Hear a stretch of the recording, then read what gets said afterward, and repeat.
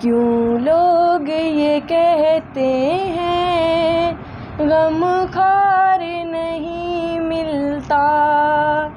کیوں لوگ یہ کہتے ہیں غم خار نہیں ملتا، طیبہ میں چلا جائے جسے پیار نہیں ملتا، طیبہ میں چلا جائے جسے پیار نہیں ملتا،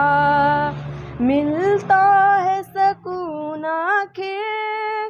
سرکار کے قدموں میں، ملتا ہے سکون آخر سرکار کے قدموں میں، جب دل کو کوئی سچا دلدار نہیں ملتا، جب دل کو کوئی سچا دلدار